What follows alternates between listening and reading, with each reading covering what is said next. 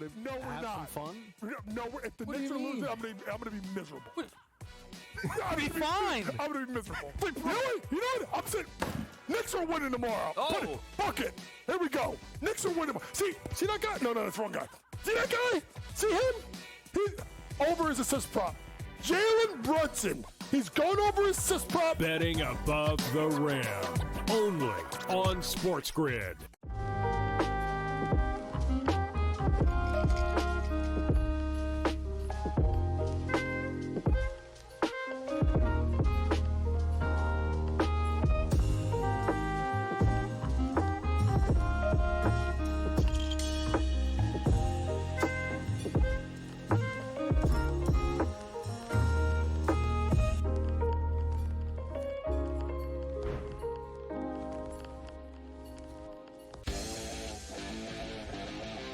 Heard yesterday that he's got no shot to win the Cy Young because it's going to Skubal again. Skubal's winning the Cy Young, no shot for free. They're both terrific. They both have incredible numbers and credentials and stats and strikeouts and ERA and everything, like every single category. Fried is right there with him. Pharrell Coast to Coast, only on SportsGrid. Face. He's the new face. New face of what? The hell are you talking about? Like seriously. Oh, the new face of the NBA, Anthony. Yeah, okay. You know what I mean? Like, really? Guy's got 2 shots. You're the face of the NBA. Slow down. He's a good player. I've always thought the whole face of the NBA thing was comical. You want him to be the face of the NBA because you don't like it that all the other faces of the NBA aren't American. Sports Rage tonight. Only on...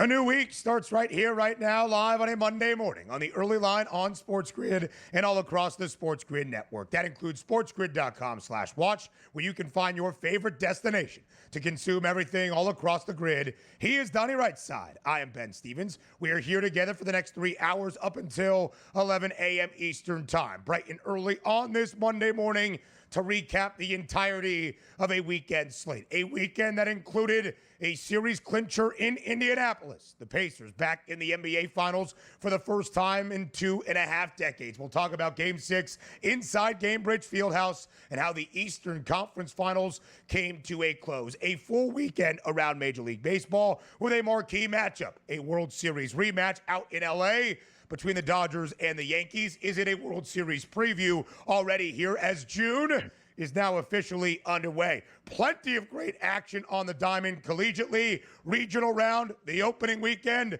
of the NCAA baseball tournament, in the softball tournament, in the Women's College World Series. We are down to our final 4 teams. Action on the golf course. All of that and plenty more, DRS, over these 3 hours up until 11 a.m. Eastern. I used to like to say new week, new money, new month, new money, but also it is the month of June. So I got my, little remote control right here. If I go, boop, hit fast forward. Ooh, can we get to the month of August already, or at least late July, so we can get into some football action? Because get ready, people. Are you ready for 4 days of getting ready for one basketball game? We got you covered here. You want more days of getting ready for one Stanley Cup final? We got you here, people. We are ready to be on repeat, but we're here for your services, and that's what we provide. Let's go. There will be no doubt, DRS, that we will break down the entirety of that NBA championship matchup in game number 1 on Thursday evening in Oklahoma City between the Thunder and the Pacers. Every single angle of attack we will break down. My guess is we'll even ask, what is the bigger storyline? Donnie's favorite game here on the early line throughout this week. But DRS, the NBA Finals is set between the Oklahoma City Thunder and now the champions of the Eastern Conference, the Indiana Pacers. In game number 6 on Saturday night in Indy, the Pacers prevail 125-108. Indiana covers as a 3.5-point favorite and clinches a berth, DRS, in that championship series. Back in the NBA Finals for the first time since 2000. The last time they got there 2.5 decades ago, they also beat the New York Knicks in 6 games. Play a fun brand of basketball. They certainly do. They'll get out and run. They'll score points here, and they have more ability to hit you 5 different ways in the starting lineup plus the bench. I enjoyed it, but also having a bet on Saturday night at the 3.5 here for Indy, I was like, man, you know what? Sacrifice that small bet here because maybe we'll get an extra game number 7 on a Monday night, which would have been so much fun. But we've said this. Game number 5 was going to go to the Knicks. Game number 6 was going to go to the Pacers here. It played out exactly the way we thought it would. Very competitive in the first half on Saturday night. Extension of that lead for the Pacers in the third quarter. Then it was basically a wrap. And the questions come up. How can the Pacers beat OKC? And also, what do the Knicks do in the offseason to better themselves? How does Indiana match up with Oklahoma City? The pace up for Indiana in 3 of their 4 games, a total skying to an over in 3 of their 4 victories throughout the Eastern Conference Finals, and of course, a long offseason ahead for New York. Is Tom Thibodeau the guy to lead the Knicks into 2025-26 with some changing sides, it would appear, in the Eastern Conference? All of that and plenty more in our next segment and throughout this opening hour to start off a new week on a Monday on TEL. Sunday night baseball last night at the Ravine in downtown LA between the Dodgers and the Yankees. The Yanks get the better of the Dodgers to avoid a sweep in the weekend set. They win the finale. The Dodgers win the series. The Dodgers win the rematch as the reigning World Series champs. Yeah, how about yesterday? Yarbrough, 6 innings pitched, 1 earned run, phenomenal effort. I actually thought this game would stay under the total, but it gets over there. Why? Because the New York Yankees were hot at the plate and got out there with 3 runs in the 3rd inning to stake that 4-1 lead and never look back, tack on a couple more in the 5th inning, and away they go. You take a look at the guys. You used to say, Aaron Judge, he must have had a big night if he got 7 runs. Actually didn't have a base hit or an RBI, and the Yankees still won because the surrounding cast, which included Ben Rice, was very good. They needed that game just for their psyche here, got out of town, at least salvaging a game against the Dodgers.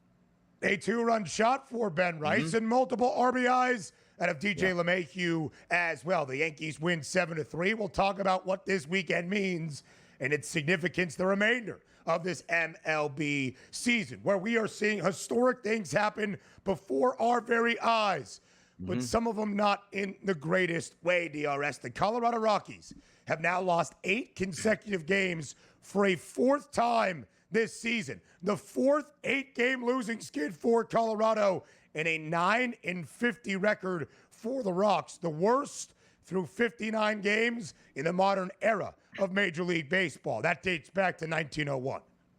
Yeah, there's no hope either coming in for the Colorado Rockies because once you are bad, you're not spending money on players mid-season or trading away prospects to sort of say, hey, maybe we can get to 35 wins this season. It's going to be an epic disaster for the Rockies, and on the horizon, I don't know if it gets any better because if you're just going to say, I want to attract free agents, yeah, you might get a bat or two. You're not getting a single pitcher to go there. Yeah, more news around Major League Baseball. Jack Caglione is on his way up to the bigs. The 6th overall pick this past summer in the 2024 MLB draft. You see him playing for the Gators in the Men's College World Series at this point exactly a week ago. DRS, he has been dominant at the dish during his time in the minor leagues, both in Double and Triple A. He is already up in the bigs playing for Kansas City. And he should be here. Get those young bats in the lineup. The more pitches they see, the better off they will be. And it's Major League Baseball. It's the only sport on the planet that goes, I need to keep my best players in the minor league system down as long as I can because I don't want to burn an extra year where I have to pay them. It's a stupid thing that Major League Baseball does, but at least Jack is coming up to the pros now, and rightfully so. KC's struggling as of late, but still 2 games above 500, 31 and 29. 8 games back, though, in the American League Central. Scotty Scheffler, often inevitable, even with the shortest price entering any PGA Tour event any given week in the world of golf. He repeats at Jack's Place, winning the Memorial Tournament for a 2nd consecutive season. Tough golf course, deep field there, no doubt about it. It's Scotty Scheffler, and it doesn't matter. Like you watch like the 1st and the 2nd rounds.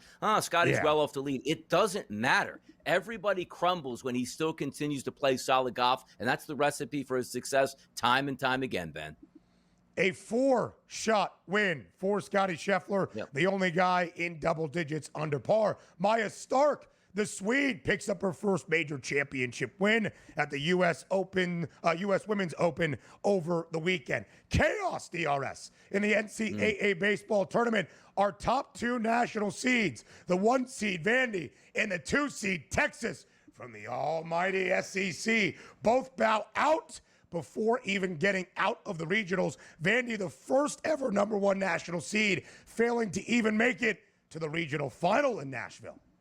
That's why they play the games on the field, not just on paper. And the Miami Hurricanes last night with a chance to get to the Super Regionals got pasted yesterday by Southern Miss. But another game on deck for the Hurricanes. They were down 9-0, Ben, at the end of the first inning yesterday. Comeback time, Canes. Let's go. Let's get to the Super Regionals. DRS, your Canes, who struggled in the ACC tournament, here in the NCAA tournament. We've got 6 Game 7s to decide a spot in the Super Regional round on this Monday. College baseball sensational. The Women's College World Series at Oklahoma City. The semifinals now set as our 4-time reigning champs. Oklahoma stave off elimination yesterday. They are on to the semis. And a rout, DRS, in the Champions League title game on Saturday afternoon. Paris Saint-Germain, PSG, they win 5-0 over Inter Milan in an absolute blowout. Yeah, it's a tough scene right there, getting beat 5-0. What's the equivalent there in football? Like 35-0 at that point? Show up in the title game. PSG did that. Yeah, dog years. Times it by 7. Completely agree. First ever Champions League title for PSG. All right, DRS. Let's go through the rest of this opening hour, at least on the other side of the break, recapping what we saw in the Eastern Conference Finals. The Pacers advance next.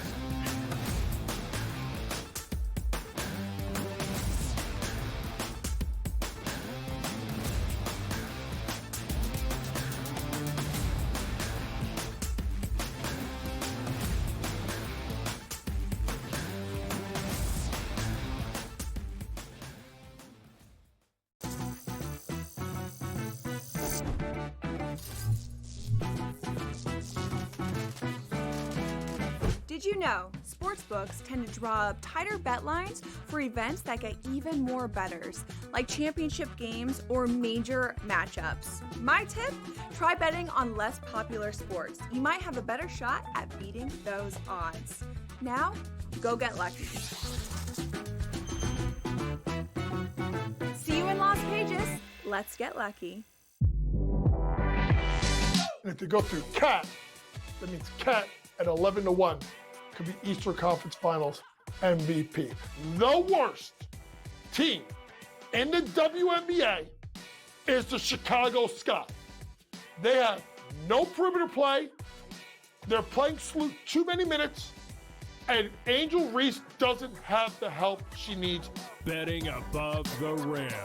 Only on SportsGrid.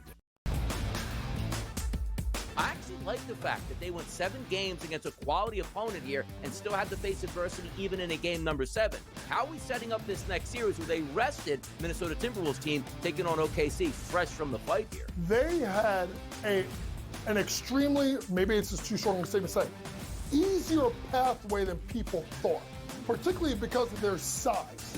The early line. Only on SportsGrid. The game is on. The stakes are high, but the action isn't just on the field. He's rearranging that ring. Get it inside! SportsGrid's in-game live. Your ultimate second screen experience. A little flyer, couple of 15.5-point live line. Every prop, every play, every day. Anything can happen. It's complete chaos. It's smarter to be on SportsGrid.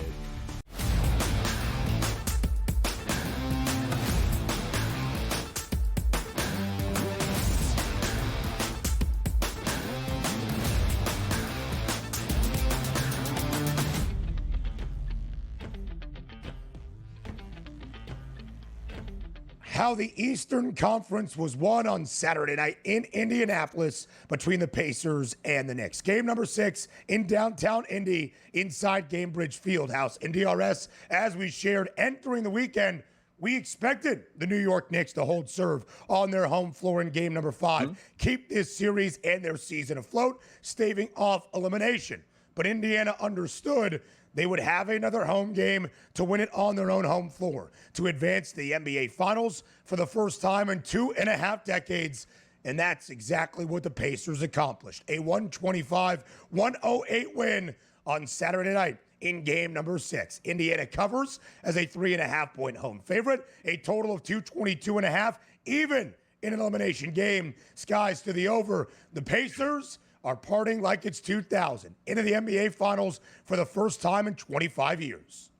And actually should be a pretty good finals, too. We'll get to some of the numbers, which let us know that you probably won't have a competitive finals. But I don't know if that's the case here. But the one thing we do know is the Indiana Pacers are the truth, man. You get through that. Look, it's, entering into the playoffs, you say, well, Pacers, again, getting back to the point where nobody was talking about the Pacers. I think they can make a run or win a championship here. Because why? It was the Boston Celtics. Yeah, we thought they would be in the Eastern Conference Finals, taking on who? The Cleveland Cavaliers. Neither one of those teams made it because the New York Knicks knocked out the Celtics and the Pacers easily dispatched of the Cleveland Cavaliers. But here we are in a 6-game win for the Pacers, and you say, boy, what can they do in the finals? They were the better team than the Knicks. It wasn't a surprise to Ben and Donnie here on the early line by saying, well, who's going to win this series? We thought it was going to be the Pacers. Just didn't think it would be in a game 5, and it wasn't because you had a home court advantage for the Knicks. We knew that they would throw the kitchen sink. But game number 6, you were lying in wait, understanding that you could not force a game 7 and go there win it. Say, you know what, Pacers? Handle your business in game number 7. It felt like games 5 and 6, Ben, for me, were paint by numbers. Love the Knicks in game number 5. Love the Pacers in game number 6, and it played out that way. Yes, it certainly did. Indiana even covering as a 3.5-point favorite at home, winning by 17 points. We saw a very competitive opening half. We saw a very competitive first quarter as well. The New York Knicks' final lead, though, in regulation in this game came with under 2 minutes remaining in those opening 12 minutes. By the time the Pacers started to take over in the second half, Indiana had opened up a 15-point lead entering that fourth and final quarter. So the Pacers victorious. They cover as a 3.5-point favorite. In DRS, of the 4 Indiana wins throughout the Eastern Conference Finals, even in a decisive game 6, an elimination game for New York, that total skies to the over. The Pacers play up tempo, and in the games the New York Knicks did not win in this series, it was very difficult for New York to slow Indiana down. Yeah, you saw it repeatedly in each one of those games where even on made layups by the New York Knicks, the Pacers pushing it the other direction for a layup for themselves. They were just faster up and down the court. And sometimes when you're taking a look and saying, all right, what has to go right for the Indiana Pacers in game number 6? We understand that you're on your home court, you're a favorite, you're supposed to win that game. How about 10 of 18 from the floor for Pascal Siakam? How about 4 of 8 for Nesmith? How about 4 of 6 for Turner? 6 of 12 for Nembhard? 9 of 17 for Tyrese Halliburton? What are we getting out of here? Efficiency on your home court. 31 points, 10, 11, 14, and 21. Look at the plus numbers here on the plus minus for that starting lineup. Plus 25, plus 13, plus 11, plus 25, plus 24. And then, what do we like to say? Your bench players typically play better at home, Ben, and it turns out Obi Toppin, 25 minutes off the bench, 7 for 11 on the court, 18 total points here, and then you chip in with 11 from Thomas Bryant. You got starting 5 ability to be effective. They were, and you got bench players. That spells a recipe for success, and the Indiana Pacers use that to their advantage in game number 6. That's the strength of Indiana. There is no doubt about it. The balance and the depth for this Pacers side. Of their 12 postseason victories in this playoff run, 10 of those 12 DRS, at least 6 guys have reached double figures. And in game number 6, in a series-clinching win to get to the NBA Finals, where Indiana had not been since 2000, they have 7 guys scored in double digits, including all 5 guys in the starting lineup. In a game-high 31 points at a Pascal Siakam. So, DRS, if we were not surprised that Indiana won the Eastern Conference crown, or in the fashion they did so, losing in game number 5 decisively inside Madison Square Garden, but then winning decisively in game number 6 back home, maybe one of the small stunners was who won the Larry Bird Trophy for Eastern Conference Finals MVP. That was Pascal Siakam. Again, a game-high 31 points in game number 6. Tyrese Halliburton was the hefty minus money favorite entering game 6 with his team a 3.5-point favorite to close out the series against New York. But the game-high 31 points for Pascal Siakam, he wins the hardware. Yeah, game 2 had that 39-point effort. Then you take a look at, what was that, game number 4, 30 points, 15 points, then comes back with 31 points in the last game here. And look, there was either him or Halliburton getting with it. I was fine with it. It's not a big deal, but I guess it's bragging rights inside the locker room. But it just goes to show you, like, the people that are setting the odds aren't voting on the actual prize that's to be won here, and the human element does creep in. What have you done for me lately? Oh, Siakam in the big closeout game, 31 points. Let's go ahead and give it to him. And he won it here. No shame in that. I was fine either way with either one of those players. I still think it should have been Tyrese Halliburton for his late game heroics and, of course, the historic performance that he pulled off in game number 4. Listen, he did not have a good game in game number 5, and Pascal Siakam was the only guy in the starting lineup for Indiana in that route inside MSG that reached double figures with 15. Consistency for Siakam, who scored 15-plus in all 6 games throughout the Eastern Conference Finals, 30 or more in 3 of those 6. But Tyrese Halliburton was still great in the closeout game. 21 points, 13 dimes, 6 rebounds, and, of course, that historic performance in game number 4. Pascal Siakam entering game 6, 20-1 to win the Eastern Conference Finals MVP. I don't think anybody is all that upset, though, DRS. Everybody in Indianapolis that was rooting and cheering for the Pacers, everybody within that organization and wearing a Pacers uniform, they feel pretty good getting to a stage they have not been in 2.5 decades. Again, the Pacers back to the NBA Finals for the first time since 2000. And in that 2000 run, who did they beat in 6 games in the Eastern Conference Finals? That would be the New York Knicks. We'll hear from Tyrese Halliburton and his Pacers side on how they feel after a significant victory on Saturday night in the Eastern Conference Finals next.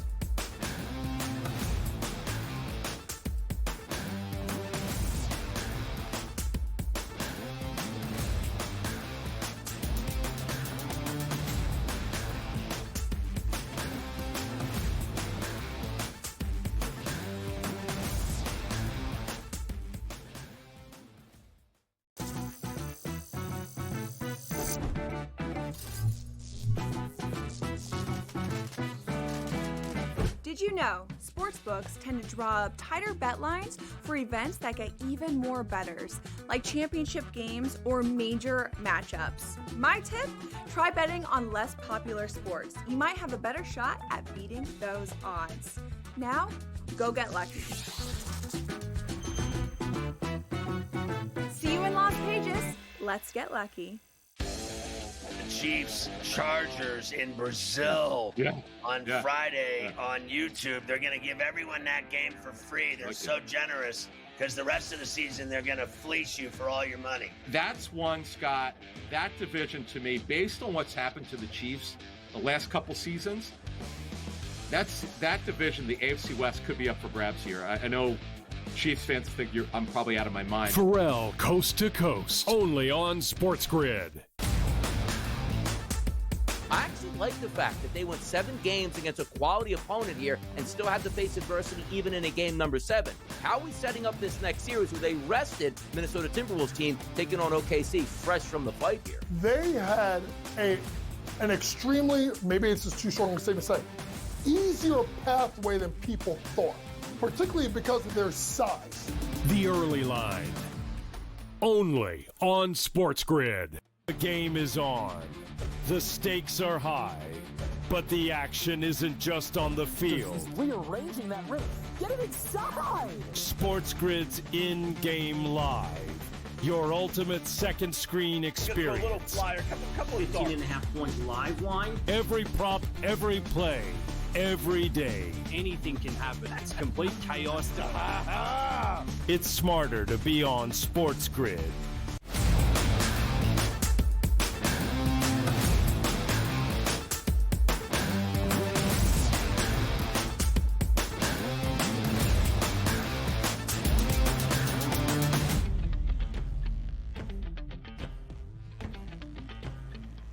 The Indiana Pacers, in a 17-point win in game number 6, advanced to the NBA Finals for the first time since the year 2000, 2.5 decades in DRS, despite the fact that Tyrese Halliburton did not win the Eastern Conference Finals MVP. He leads his Indiana side to a stage they have not been in over 2 decades. Enough of us. Let's hear from Tyrese Halliburton after the celebrations of winning the Eastern Conference crown on Saturday.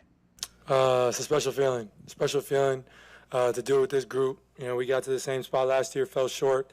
And man, we just worked our tails off as a group to get back here. It's been a bumpy road with our start. And man, just really proud of the resilience of this group. We had so many different guys chip in. We've been through so many things this year. And we just kept pushing. And like I said, I'm just really proud of this group. It almost sounded like he was getting choked up and emotional there, but maybe just a couple of post-game beers in the locker room and had a couple of hiccups or burps to let out. Listen, I can understand what it's like speaking into a microphone after you have had quite a party over the weekend. So DRS, Tyrese Halliburton and Indiana out of the Eastern Conference, winning a championship, but into the Eastern Conference Finals for a second consecutive year. And yet we did not really expect the Pacers to be back in this spot once again. They take advantage of the opportunity. They close out the Cleveland Cavaliers in a gentleman's sweep, and Indiana reaches the NBA Finals for the first time in 25 seasons. Yeah, and understand this, too. Eastern Conference Finals, they weren't favored to win there either. It was the New York Knicks as a slight favorite here at the FanDuel Sportsbook, minus 150, minus 145, in that range to start off, and they handled their business right off of the back, getting those 2 quick wins in New York, setting the stage for an epic series win, which could have ended at 5, didn't, but ended in 6 games, as we probably thought it would be. I thought it would go either 6 or 7 at that point, so plus money in Game 6 and Game 7. Was rooting for a game number 7 for that ticket, but a small wager just on minus 3.5 certainly hit fine in game number 6 as well. But moving forward here, it doesn't seem like this team is feeling like, hey, mission accomplished now, right? We finally got through the Eastern Conference Finals. We're back into the finals, and let's just see what happens. They're a prohibitive underdog here in the finals, and rightfully so, because Oklahoma City is good. But I like what I'm hearing so far out of the Pacers. It was like, man, finally, at last, we crossed that line. This is fantastic. We haven't been here in this organization in 25 years. You're not really hearing that right now. They're focused, and rightfully so, because I think we do get a competitive finals. That's a good Pacers team. They weren't handed anything, man. They took it.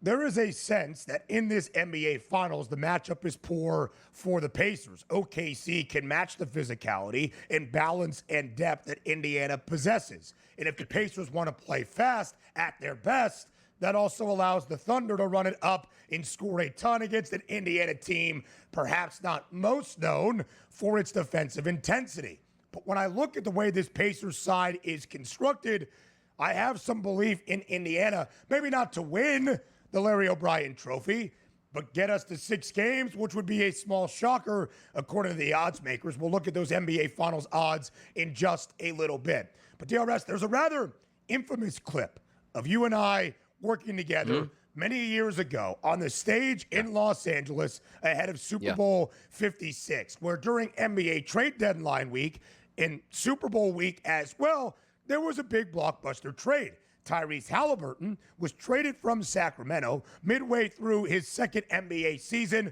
for Domantas Sabonis, who was leaving Indiana. I asked you about it. There was some confusion in terms of who was traded to where, which franchises involved. Again, I hope all of you can find that clip somehow, some way. But DRS, in that first season where Tyrese Halliburton ended 2021-22 in Indianapolis, the Pacers were 25-57.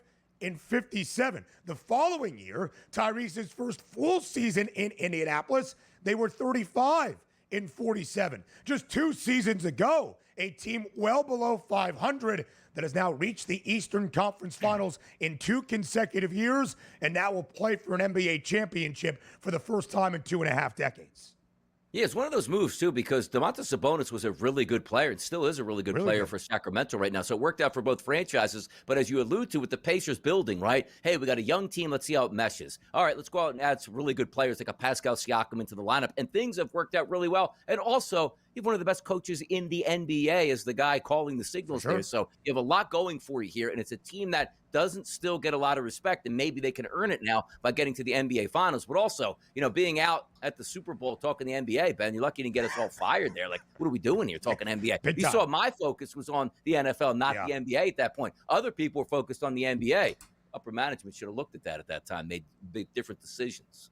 Different times back then. The morning after was still rolling. Whole network felt very different. We continue on the other side of the break here on the early line.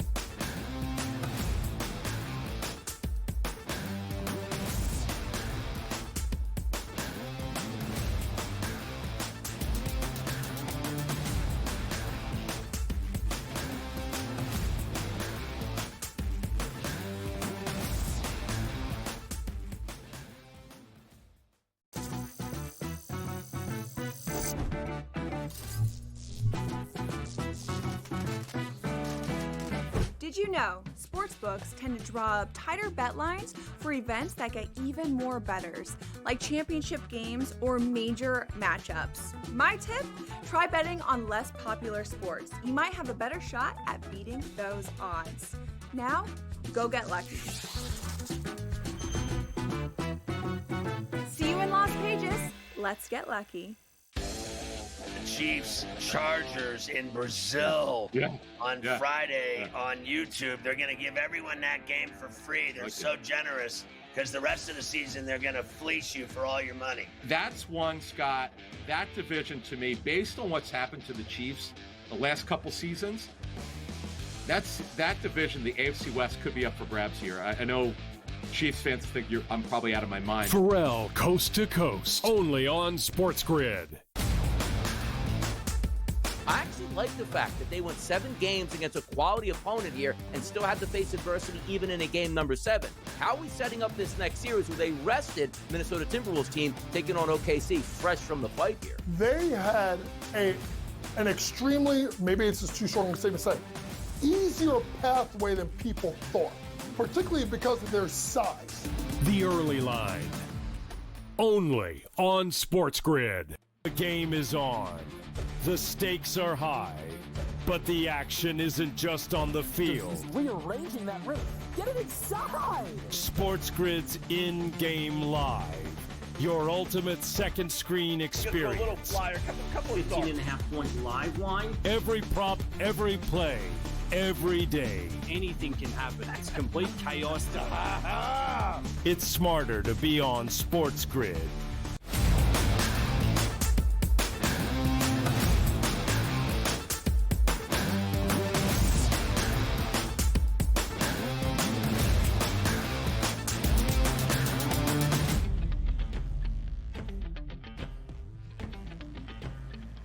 The Indiana Pacers have reached a stage they have not in a very long time as a franchise. For the first time since the year 2000, 25 seasons ago, the Pacers have advanced to the NBA Finals. And yet, DRS, we did not expect this for Indiana, perhaps at any stage throughout this NBA postseason, and certainly not before the year got started, despite the fact the Pacers reached the Eastern Conference Finals exactly a year ago. That 21-1 price on the Pacers to win the Eastern Conference before this NBA season started, 7th best in all of the East. And that 28-1 price pre-playoff, 4th best number, well and good for the Pacers, who were the 4th seed in the Eastern Conference playoff bracket. But with how short the numbers were on the Celtics and the Cavs, we didn't expect anybody else playing in the Eastern Conference Finals, let alone winning that Eastern Conference crown. It almost feels like after last season,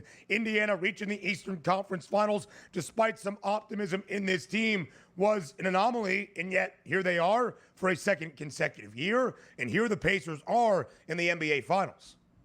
Yes, and also understand this. You do need some luck along the way to order to win championships. Every team usually benefits from it. You take a look at the Pacers and the Bucks, series number 1. Damian Lillard, a little bit of damaged goods. All right, now you're going to get the Cleveland Cavaliers. The Cavaliers in that, a little bit of damaged goods, you handled their business. Now you face the Knicks in the Eastern Conference Finals, as opposed to, let's just say, having to go a healthy Boston Celtics team. Well, that Celtics team was knocked out by the Knicks, so you got the Knicks, and you still were the underdogs and still won. Like, they're playing good basketball. And also, these weren't close series necessarily. 4-1 against Indy, 4-1 against the Cavaliers, 4-2 against the Knicks here. And now you move into, obviously, the finals. You're going to be an underdog again against the true overall number 1 seed. We'll see what they can do. But again, you got to take advantage of the injury situations that other teams present. They did that. No fault. And they look good doing it. They didn't slip by any one of these rounds here. They were the better team in each and every round. DRS, they were a slight favorite against the Milwaukee Bucks entering that opening round, even without Dame or without Giannis at times, or without Dame, who was banged up with the blood clot to end out the regular season. There was a thought, my hand is up, because in our pre-playoff pick 6, I picked Milwaukee as the upset in that opening round. And so you're very correct, right? The Pacers, based on their balance and depth, have been able to overcome not many injuries on their side, but injuries on the other, and made quick work of their opponent. Gentlemen sweep in the opening 2 rounds, and of course, here in only 6 against the New York Knicks, winning 2 of the 3 games, mind you, inside Madison Square Garden. And DRS, that has been such a key for me with how this Pacers team has attacked. In the opening round, they win in 5. They leave little doubt against Milwaukee. They were a hefty underdog in that second series against Cleveland. The Cavaliers were a minus 550 pre-series favorite, in Indiana.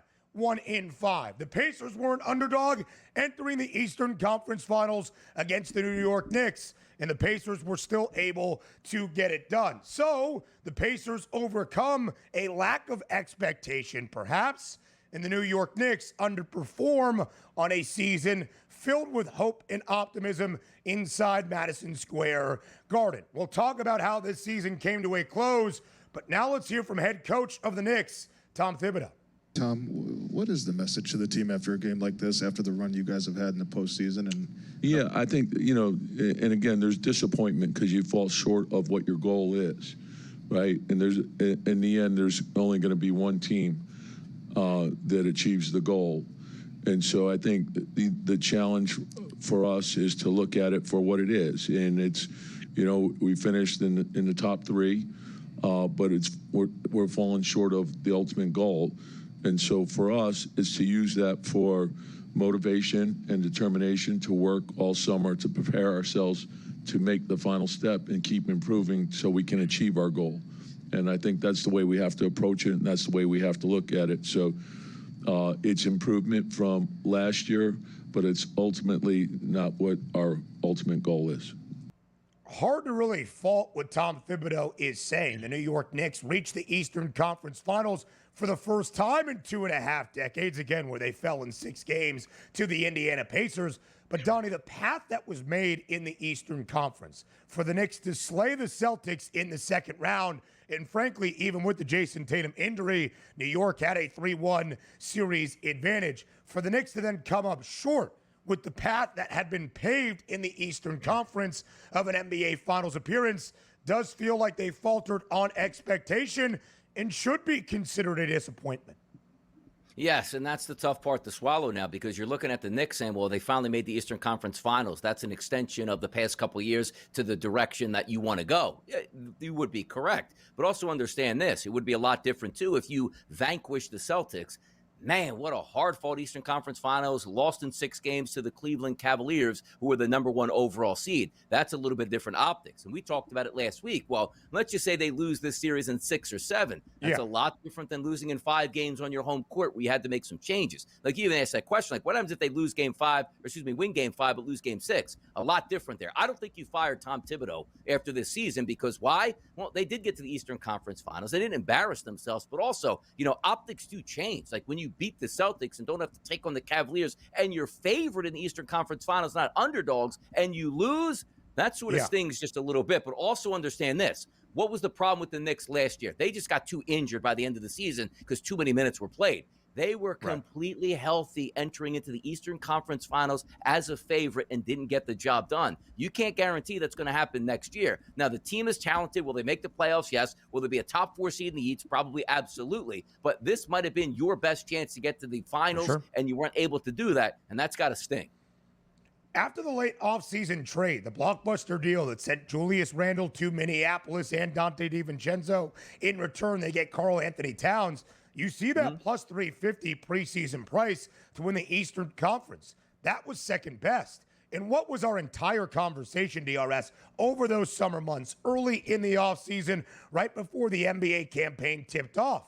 Who would be that team to provide the best test of the reigning champions in the Boston Celtics, who are a short favorite to win it once again, and certainly a short favorite to win the Eastern Conference crown for yet another season? Were the New York Knicks that team?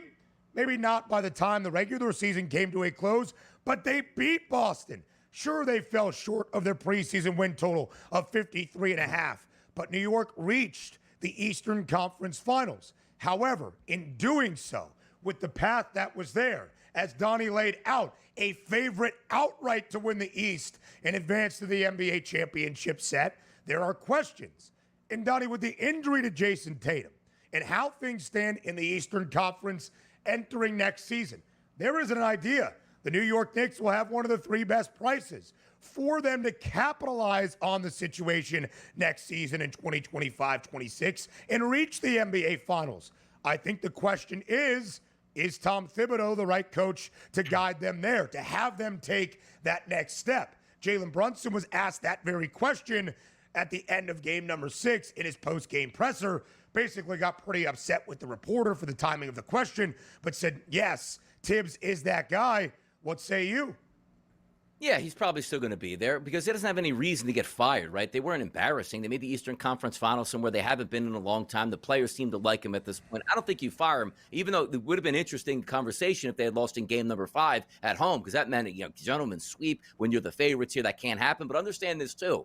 The Knicks, their team, their general manager, the front office, they know. Like, next year, the Celtics aren't going to be as dominant as the Celtics typically are. Like, you're not going to have Jason Tatum. They're talking about shaking up that lineup because of how much that payroll is. Yes, Miami's going to retool. Milwaukee's going to retool. Philadelphia's going to retool. Cleveland Cavaliers are there. But it feels good, though. Like, the Knicks going into next season, like, man, that was our chance to beat the Celtics. No, you probably should beat them again next year, and you should be a front runner. So the expectations just ramped up for the Knicks next year and Tom Thibodeau. Now, they don't get it done next year, which is at least an Eastern Conference repeat. Thibodeau's probably going to be gone at that point.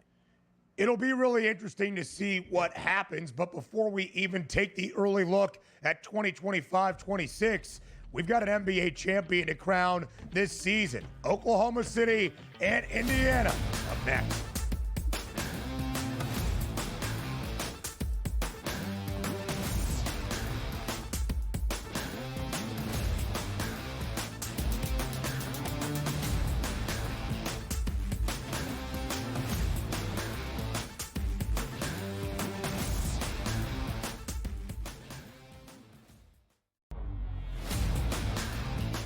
Falcons are actually relieved that he's kind of not there to create more of a distraction. Look, I mean, I said it the day it happened. It was one of the stupider decisions I've ever seen by a professional NFL franchise to sign a quarterback to a $180 million contract and then draft his replacement exactly 5 weeks later. This was a terrible organizational decision by the Falcons. Now, they're going to spin this, and this is what's annoying about the Falcons and their PR staff. They're going to spin this as if this is the plan we had all along. This is the plan that when, Kirk Cousins either got hurt or didn't play well or got too old, we were going to have Penix come in. And guess what? The new plan is now we're going to keep Kirk Cousins as a backup. So if Michael Penix gets hurt, we told you so. We were right for keeping him on the roster. We were smart for keeping him here. No, this whole thing has been an abject disaster. The Early Line, only on SportsGrid. The game is on. The stakes are high, but the action isn't just on the field. He's rearranging that roof. Get it inside! SportsGrid's in-game live.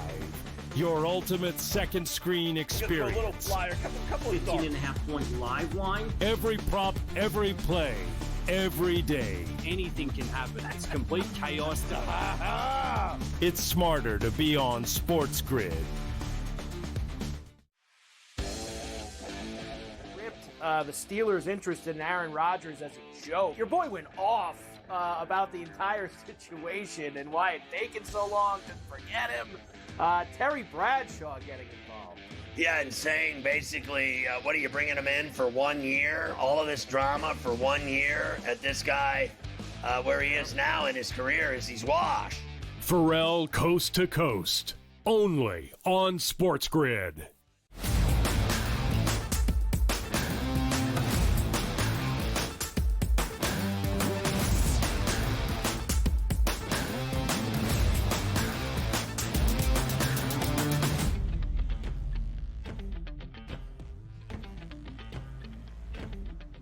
So we've talked in this opening hour how the Eastern Conference Finals came to a close. Now it's time to talk about the NBA Finals coming our way on Thursday night. That's where it begins in Oklahoma City between the Thunder and the Pacers. We are going to have an NBA champion for the first time in a very long time for one of these two franchises by the end of this NBA Finals matchup. But DRS, as the odds makers anticipate, it's going to be all OKC, and it might be done rather quickly. The Thunder in the early hypothetical matchup against the Pacers were a minus 770 favorite. When this line opened up on Sunday morning, it was minus 700 in favor of OKC outright. It is now minus 750. There is no doubt, DRS, that the best team in the association throughout this regular season and in the playoffs, one of the best teams we have seen combining the regular and postseason in NBA history, that being the Thunder, should be a minus money favorite to win the NBA championship this year. But in your estimation, should it be this large of a series advantage in favor of the Thunder? I don't think it should be, but let's understand this. Like, the NBA is like, you look at, we'll talk about the Stanley Cup Finals, right? Like, hey, man, it's basically a pick-em here. That's what you like from a national broadcast perspective where everybody can buy in. You look at a team like the Pacers. They play in Indiana coming into the playoffs. There's not really too many Pacer fans here. Can't wait to see the Pacers advance. You're normally talking about, Spider Mitchell up there in Cleveland, or obviously the Celtics, and what you can get out of the West Coast, which would be if LeBron James and Luka Doncic made a deep run, or at least in Nikola Jokic in the Denver marketplace, which now you have the Thunder and the Pacers, which is not a sexy matchup. And if you're looking at just the odds there, the Thunder minus 750, if we get a short series and or a gentleman's sweep, this might be one of the lowest rated finals in the history of the NBA, which is never a good thing. I'm not saying we're going to enjoy this, but you read the tea leaves, right? Typically, it's hated teams and dynasties that people will tune into. Number one, to cheer for. Number two, even more, to root against. You don't really have that on either side right now. And from an OKC perspective, they're really good. We get that. But every time I go online, like SGA, great basketball player, free throw merchant, there's such a team I can't like, or I like to hate that team, or the Pacers, just, you know what, good basketball team, no true superstars, if you will, but we'll watch. You better hope that the NBA sees those price points. But man, I hope we get at least 6 games in this finals, because if it's OKC in a runaway, and also just getting a little bit ahead of myself, game number 1, 9-point favorite, no injuries on the Pacers, equal time off, that's crazy, man. So DRS is hitting on something that will be a large conversation around the NBA Finals. A lot of that will be the television ratings and the broad national appeal for Indiana and Oklahoma City squaring off in an NBA championship set. Let's start with the TV ratings component. Indianapolis is TV market number 25. Oklahoma City is TV market number 47. Not exactly your biggest television and media markets around the country. However, from the ratings perspective, for the NBA, it's not something that really changes all that much in terms of the revenue provided. Based on the recent TV deal, the new one, of course, starting this upcoming season, and the NBA has already signed it, their payout is pretty fixed based on that recent TV revenue. Now, what can be altered is advertising revenue in those biggest markets. But as Donnie also said, it's the idea of the length of this series, because if it is short and the overall volume of audience is not overwhelming, the NBA doesn't really have the chance to recoup that advertising revenue if there are additional games, 5, 6, and 7. That would be the concern. And from the basketball perspective and how the odds makers are laying it out, Donnie, we're not expecting more than 5. OKC to win this series in 5 games is plus 210. That is the shortest and most likely series correct score that we have available. The Thunder laying 2.5 games in the series spread. For the Thunder to accomplish that, DRS, they need to win in 5 games at bare minimum to cash that ticket. And it's not plus 210 for OKC to cover as a 2.5 game series favorite. It's minus 118, indicating it's slightly more likely than not. I'm hoping we at least see 6 games in the NBA Finals. The odds makers not nearly as confident.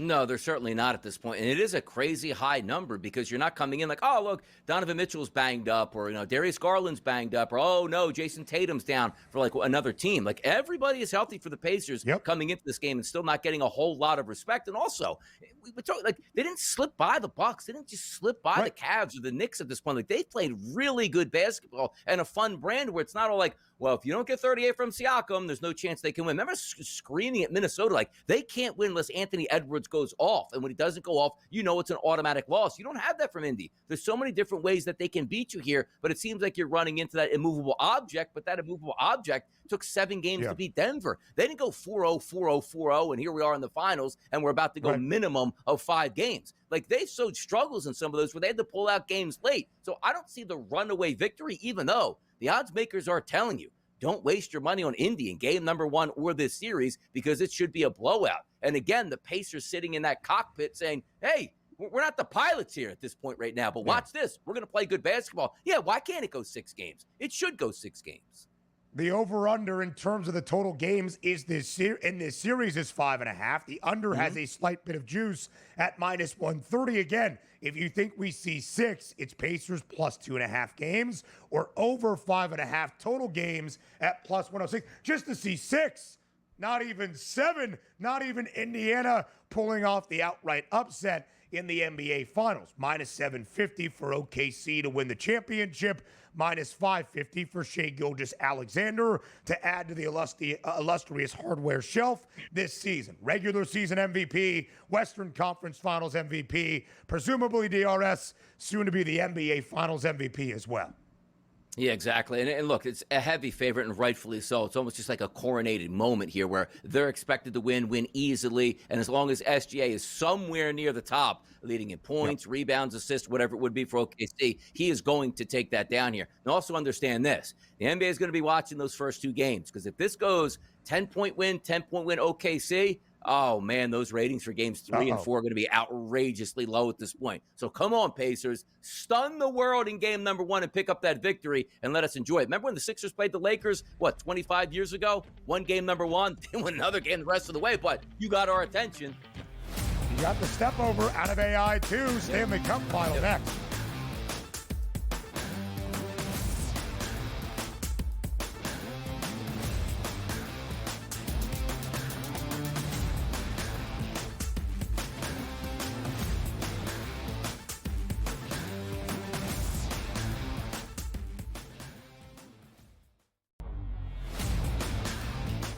Falcons are actually relieved that he's kind of not there to create more of a distraction. Look, I mean, I said it the day it happened. It was one of the stupider decisions I've ever seen by a professional NFL franchise to sign a quarterback to a $180 million contract and then draft his replacement exactly 5 weeks later.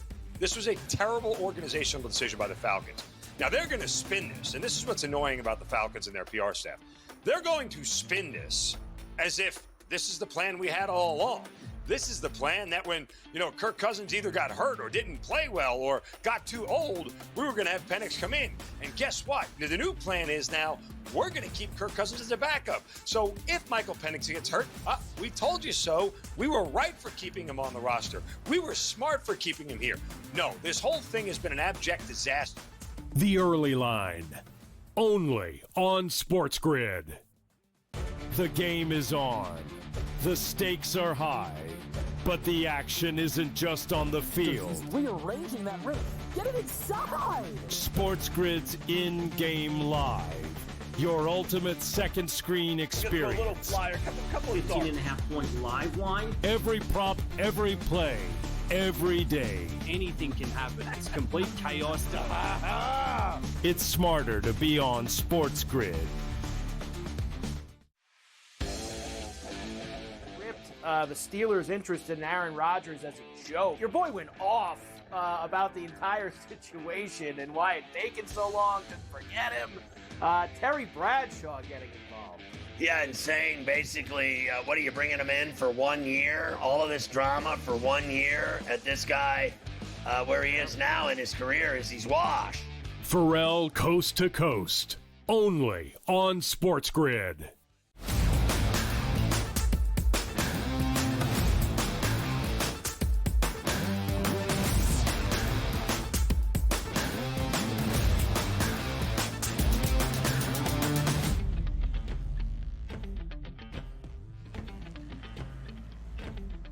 Over the past weekend, we did not have any on-the-ice action in the Stanley Cup postseason as we await the Stanley Cup final. Of course, both of our conference finals came to a close in only 5 games, and now we get a rematch of exactly a year ago between the Panthers and the Oilers battling it out for Lord Stanley's Cup. DRS, unlike the NBA Finals, and it very lopsided in favor of Oklahoma City, not the case here in the Stanley Cup final. We see the Oilers as an ever so slight outright favorite at minus 122 in the reigning Stanley Cup champs, and the Florida Panthers, the series underdogs. So the odds makers, even if ever so slightly, DRS, are expecting a reversal on the result of a year ago, in which the Panthers won the Stanley Cup in 7 games. They won the first 3 games by themselves. The Oilers responded, winning 3 in a row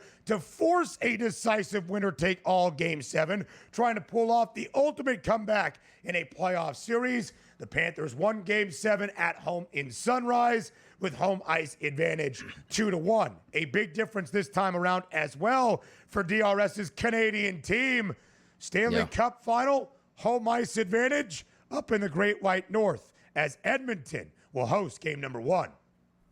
Yeah, this is a really good series. I mean, you talk about one side that's all about offense and actually playing very good defense as of late against the ultimate team in the Florida Panthers, looking to become a dynasty here because they roll 3 lines out there and have unbelievable goaltending. But yet you see game number 1 at over 6.5 as the total, and you absolutely love that. Like, this series should be entertaining. This series should go 6 to 7 games. This series should have ebbs and flows that we love to see. Now, I don't know if it's going to be a 3-0 deficit. Let's go 3 straight wins and losing game number 7 and break the hearts of every single Edmonton Oiler fan / Canadian out there because they can't win that Stanley Cup. But this is as close to 2 teams that you can get. And I love the fact that the Edmonton Oilers have home ice advantage, because if the Panthers had home ice, they would be a decided favorite in the series, I do believe. But the fact that Edmonton holds that slight thing, the best players in the world in the biggest moments, you're going to get that in the series, and it's going to be fun to watch. And I love the fact that it opens up in Canada on Wednesday. That place is going to be electric for game number 1.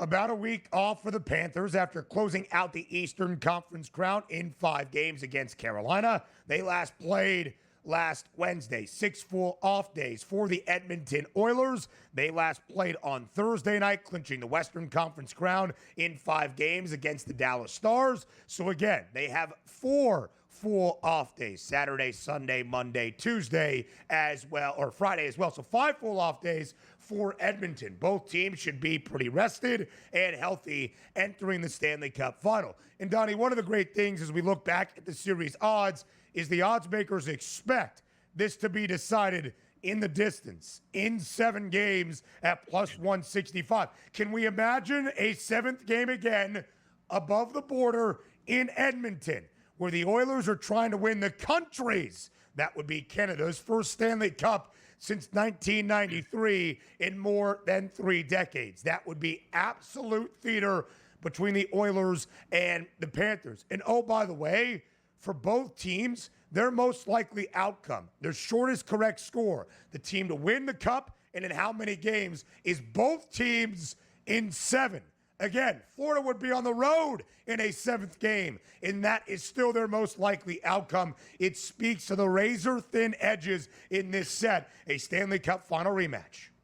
Exactly. And also, if that is a game number 7, win or lose, you got to bring the Mounties in for that one, because somebody's going to win, somebody's going to be upset, somebody's going to be partying, somebody's going to be rioting at the same time. It'll be interesting to see the way that goes. But we would love that. Who would not love another game number 7 where, like, McDavid in the 2-2 game late gets the edge there? How about overtime in a game number 7? I don't even know how you could do that. Like, if you are a fan of either team, going overtime of a game number 7 in hockey, like that, just, I don't even know how you watch that game or even try to actually, like, relax and figure it out. Last time I was disappointed was in game number 6 in Philadelphia, the Chicago Blackhawks and the Philadelphia Flyers on that Patrick Kane goal that nobody saw. I remember sitting on the edge of my bed going like, was that in? Was that not? But at least if we won that game, we wouldn't have won the Stanley Cup, right? So it wasn't that devastating, even though they lost the series. But imagine that, a game 7 overtime game in Edmonton to win it all would be fantastic stuff to watch.